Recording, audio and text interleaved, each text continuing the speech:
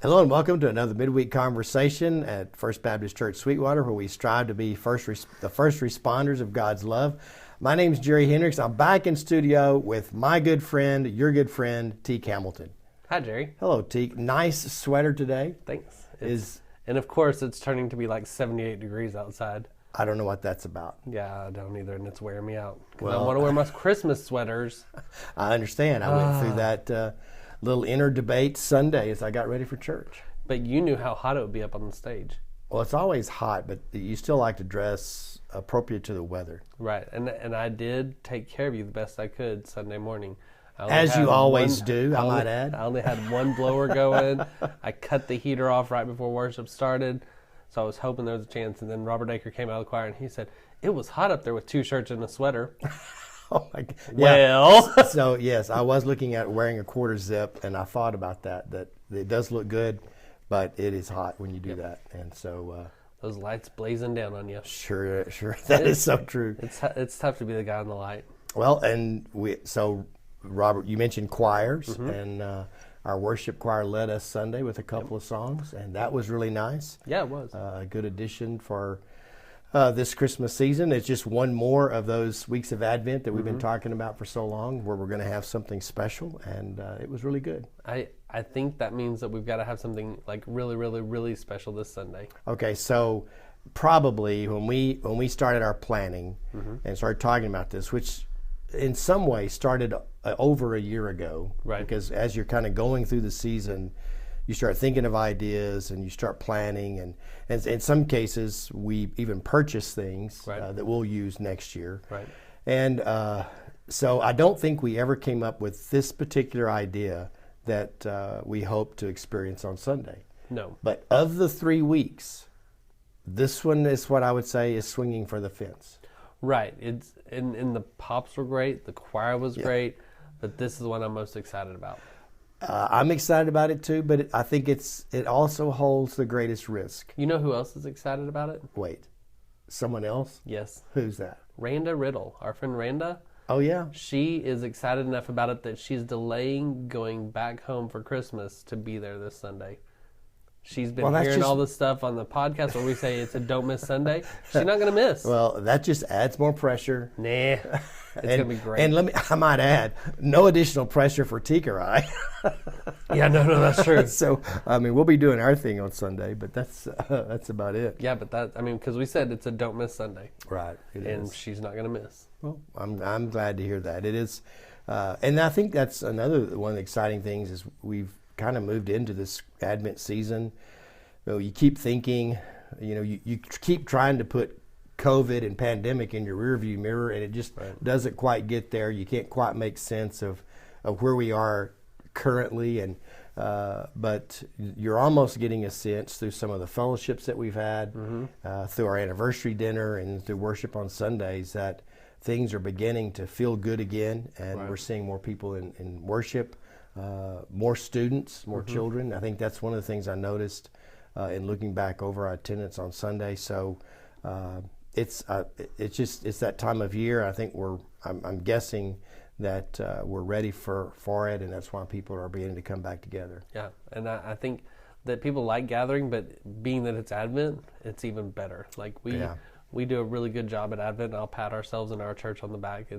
It's a really special time that people enjoy and appreciate, and it draws you close to God in those moments. Right. And then following, of course, I guess because of the way we had to do it differently last year and adjusting the normal programs we have, and then also trying to figure out what it looks like this year. The next Sunday is the 4th Sunday of Advent, and it's only December 19th. It's so early. It's just so funny. It makes that a little bit different on our calendar, but then on Friday, we will have our candlelight service, and we will go back to having our traditional candlelight service. And that's one of the things that I'm excited about, just to see what that looks like for us. And there were several heartbreaks during COVID in terms of church life. Right. And, the Easter season was affected by that, and also the Advent season last year. And so, this year, just to be able to anticipate,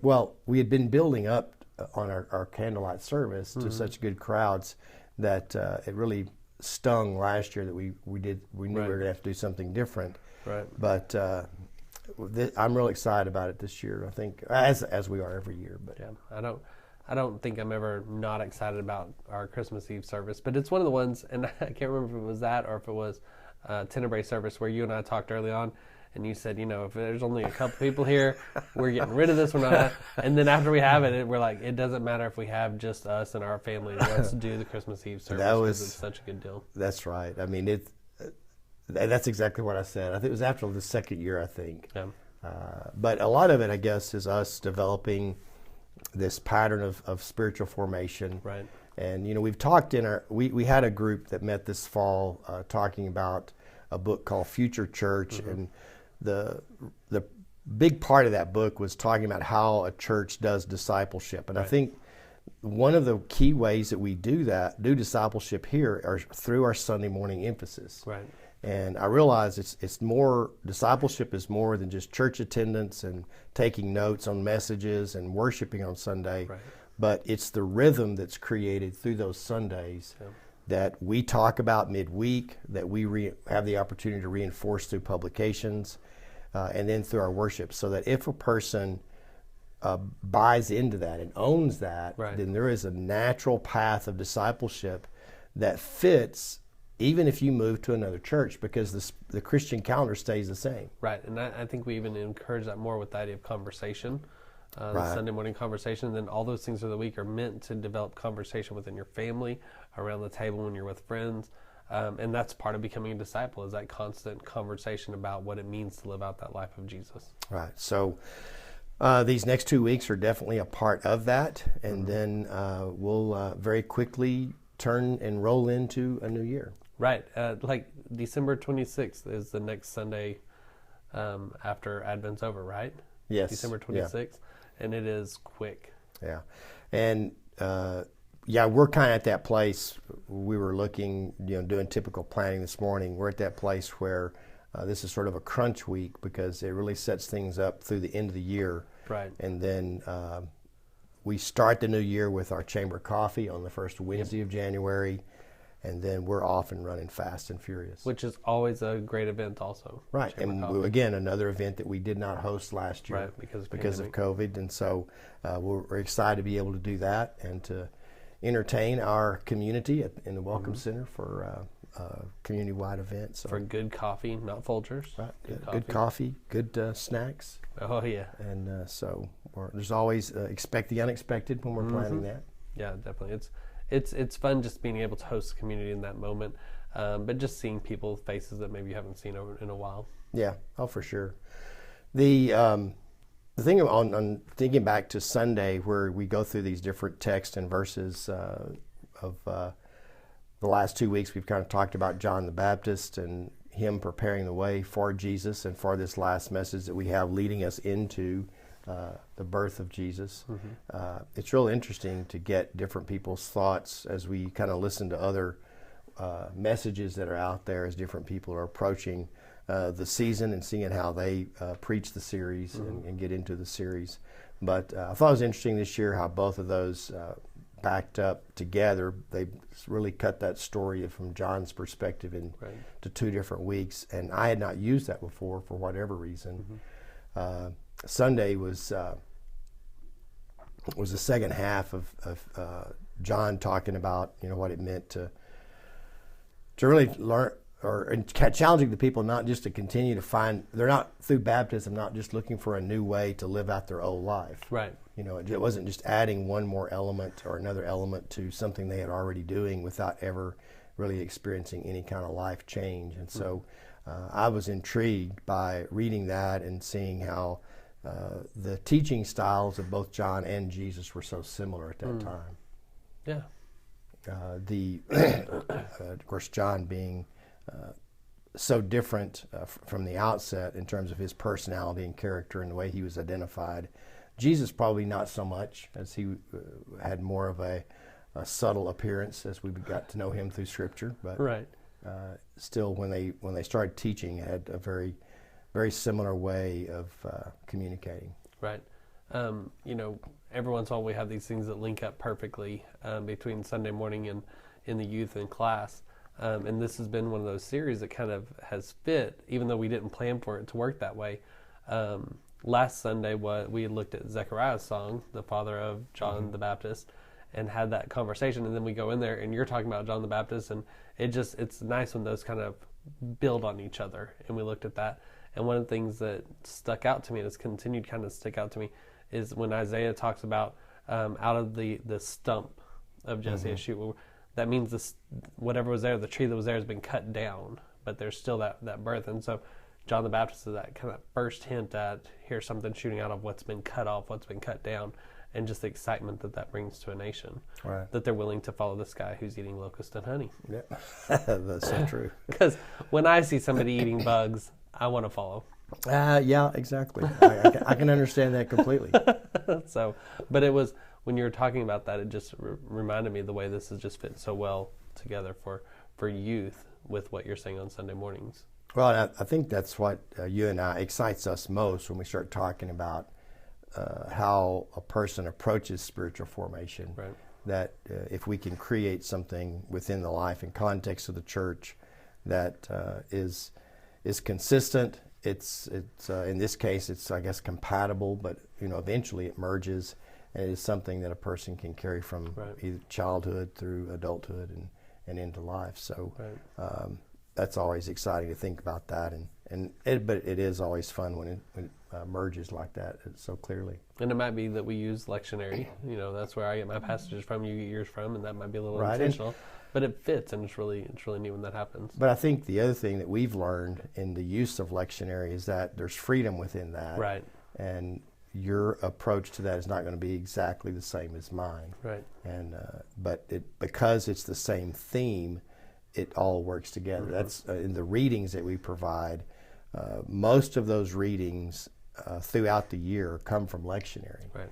So if you're reading, like for instance, the scripture that Caleb read Sunday was a text from lectionary, and it was a prophecy about the coming of Jesus, and the emphasis was joy. Well, that was the theme of Advent. Right. And so you see those themes come together. But incidentally, that was cool, having an anniversary weekend, having the May children. Sixth generation within the church. Yeah. So they read scripture and lit the candle. Yeah, that was really fun to watch because, Mackenzie was helping Maggie light the candle, and so that's really cool. Yeah, and we're talking as we kind of plan ahead and get a feel for the lectionary. One of the things that's is I guess different this year is that Easter occurs later, and so Ash Wednesday isn't until the first Wednesday in March, I believe. Right. Yep.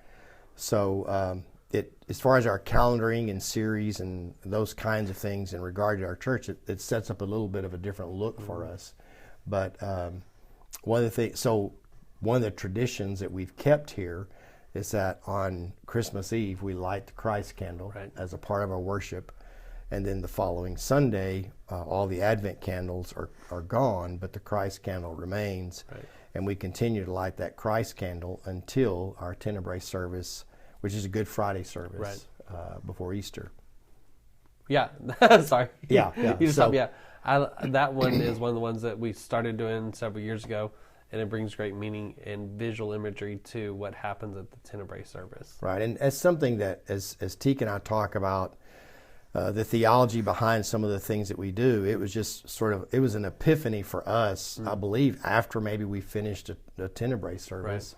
And we're just talking about it and looking for ways that we can help our church find that rhythm in their life, so that they can experience that with us, as we kind of create that environment for them. Okay.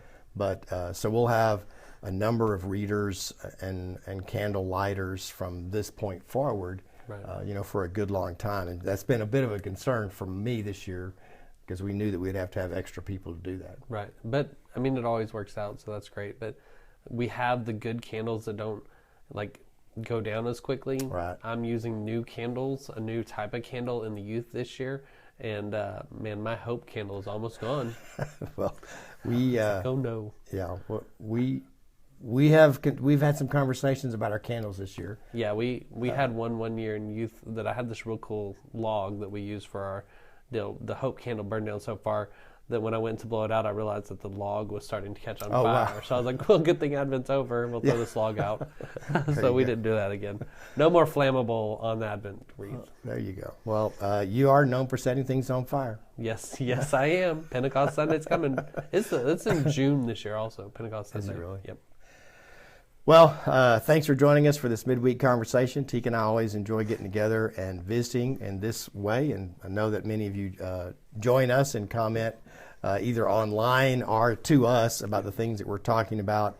We are excited about this Advent season and don't want to rush ahead, but we'll tell you that there are some new things coming up in January that we're excited about. We've talked to our leadership about, and very soon we'll be sharing some of those details with you. So anyways, be sure to be here Sunday. You're going to be excited for the things that are going on Sunday. Most definitely.